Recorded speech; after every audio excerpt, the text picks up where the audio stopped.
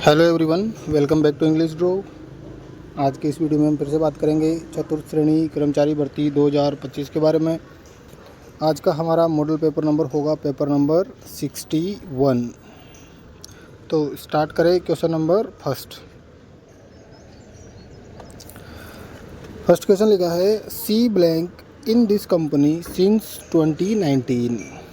C blank in this company since 2019। देखो since for all plus time दिया हुआ है। Since for all plus time दिया हुआ हो तब हम परफेक्ट कॉन्टिन्यूस टेंस का यूज करते हैं, मतलब has been, have been, had been उनका। तो यहाँ पे देखो वर्क सेकंड फॉर्म है, वर्क्स प्रेजेंट सिंपल और प्रेजेंट कॉन्टिन्यूस। बचा क्या? Has been working, option B. Next है question number second. The train before we reach the station. देखो बिफोर आया, बिफोर का मतलब पहले वाले सेंटेंस में हैड थर्ड और बाद वाले में सेकंड फॉर्म। तो बाद में सेकंड फॉर्म तो मिल गई, अब हमें चाहिए had third. Left, had left, has left और लीव्स। तो यहाँ से क्या हो जाएगा? Had left, option B. Next है question number third. He blank best student of this class. देखो बेस्ट स्टूडेंट, बेस्ट में कौन सी डिग्री है? Comparative degree. अब कंपेरेटिव डिग्री से पहले हमेशा किसका यूज होता है? आर्टिकल द का। कंपेरेटिव डिग्री से पहले कौन सा आर्टिकल आता है? Article the. तो यहाँ से हो जाएगा ऑप्शन सी। नेक्स्ट है question number 4। The cat is hiding blank the table. Over ऊपर, अंडर नीचे, बिटवीन बीच में, अक्रॉस आर पार। तो हाइड हो रखी है और टेबल है, तो टेबल के मतलब छुपने की जगह कौन सी होगी? टेबल के नीचे। तो यहाँ से क्या जाएगा? Option B, under. नेक्स्ट है question number 5। The boy is watching a movie. इसका पैसिव वॉइस हमें बनाना है। द बॉय इज, देखो इज हमारा जब भी दिया हुआ है तो पैसिव वॉइस में हम क्या ऐड करते हैं?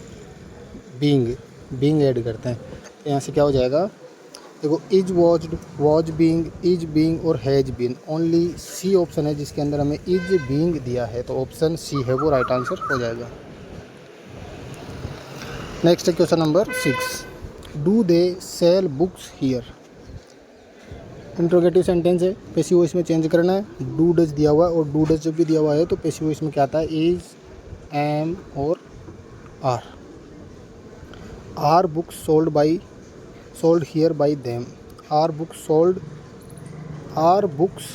Sold here. Are books being sold, being नहीं आएगा और हैज भी नहीं आएगा। अब देखो दो सेंटेंस सेम है, यहाँ पे बाई देम दिया हुआ और यहाँ पे बाई देम नहीं दिया हुआ, क्योंकि दे जो है वो अनइम्पोर्टेंट सब्जेक्ट होता है और पैसिव वॉइस में ऑब्जेक्ट की जगह इसको यूज नहीं करते। तो ऑप्शन बी है वो हमारा करेक्ट आंसर हो जाएगा। नेक्स्ट है क्वेश्चन नंबर 7।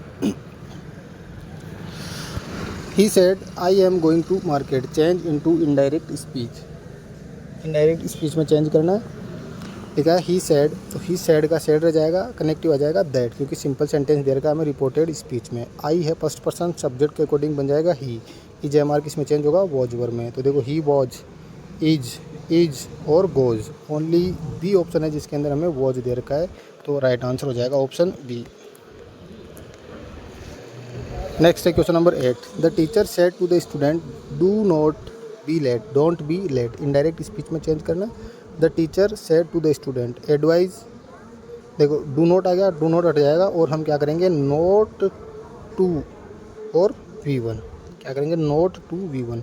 देखो टू नोट आया है यहाँ पर, डोंट का डोंट दे दिया। नोट टू बी लेट और नोट टू बी लेट दोनों में दिया, लेकिन एक में टोल्ड है और एक में वॉर्न। देखो लेट होने के लिए टीचर हमेशा क्या करता है? वॉर्न करता है, सचेत करता है, चेतावनी देता है। तो ऑप्शन सी है वो हमारा बेस्ट आंसर हो जाएगा। नेक्स्ट है question number 9। He is so weak that he can not walk. Change into affirmative sentence. Affirmative sentence में चेंज करना है। He is so weak that he can not walk, मतलब सो दैट हमें दिया हुआ है और सो दैट को और चेंज इसमें करना है, अफर्मेटिव में ही चेंज करना। He is very weak and he can walk. बहुत कमज़ोर है और चल सकता है, ये नहीं होगा। वह कमज़ोर है इसलिए दैट की ही कैन नॉट वॉक, वो चल नहीं सकता। He is weak but he can walk. He is too weak to walk. Too और टू है वो किसको रिप्लेस करते हैं? सो दैट को। तो ऑप्शन सी है वो हमारा राइट आंसर हो जाएगा। नेक्स्ट है क्वेश्चन नंबर 10। नेक्स्ट है question number 10। Translate the following sentence into Hindi. They went to market, they went to market, वे बाजार गए, वे बाजार जा रहे हैं। प्रेजेंट वेंट है सेकंड फॉर्म पास्ट टेंस, बाजार जाएंगे फ्यूचर, वे बाजार जाते हैं प्रेजेंट सिंपल। ऑप्शन ए है वे बाजार गए, ऑप्शन ए राइट आंसर हो जाएगा। नेक्स्ट है translate the following sentence into English. मैंने खाना खा लिया, मैंने खाना खा लिया है। आई एम ईटिंग फूड, मैं खाना खा रहा हूँ। आई हैड ईटन फूड, मैंने खाना खा लिया था या मैं खाना खा चुका था। आई ईट फूड, मैं खाना खाता हूँ। आई हैव ईटन फूड, मैंने खाना खा लिया है, ऑप्शन डी। नेक्स्ट है क्वेश्चन नंबर 12। कॉन्जिक्यूटिव का सही पारिभाषिक शब्द है कॉन्जिक्यूटिव। कॉन्जिक्यूटिव का मतलब संकीर्ण, कमी, लगातार, संचित। कॉन्जिक्यूटिव का मतलब होता है लगातार, option C. Find out the error in the sentence. 20 miles are a long way to walk. देखो 20 माइल्स एक दूरी है, एक डिस्टेंस है, और डिस्टेंस है वो कैसी होती है हमेशा सिंगुलर। 20 मील है वो एक लंबी दूरी बताई गई है, तो इज आएगा आर नहीं, तो आर की जगह क्या आ जाएगा इर, मतलब आर की जगह क्या आ जाएगा इज आ जाएगा, और ऑप्शन बी है इस पार्ट के अंदर हमारा एरर हो जाएगा। There are blank books in the library. Much, many, little. देखो लिटिल और मच दोनों है वो अनकाउंटेबल के लिए यूज होता है। यहाँ पे हमारे सामने ऑप्शन है बुक। तो देर आर मैनी, अब लाइब्रेरी, लाइब्रेरी में कुछ किताबें नहीं होती, बहुत सारी किताबें होती है, इसका मतलब ऑप्शन बी है वो हमारा राइट आंसर हो जाएगा। नेक्स्ट है she was angry blank her friend for being late. देखो एंग्री जब भी वर्ब दी हुई हो और उसके आगे प्रीपोजिशन की बात हो तो एंग्री एट और एंग्री विथ दो प्रीपोजिशन का यूज होता है। जब किसी इंसान से नाराज़ हो तब तो एंग्री विथ, किसी इंसान के बिहेवियर से, काम करने के तरीके से, और इंसान के अलावा किसी भी चीज़ से नाराज़ हो तो क्या आता है एट। तो यहाँ पे वो नाराज़ किससे है, गुस्सा किससे है, हर फ्रेंड अपने दोस्त से नाराज़ है, तो क्या आ जाएगा with, option B. Option B हमारा करेक्ट आंसर हो जाएगा। ये था आज का हमारा पेपर। Thanks for watching.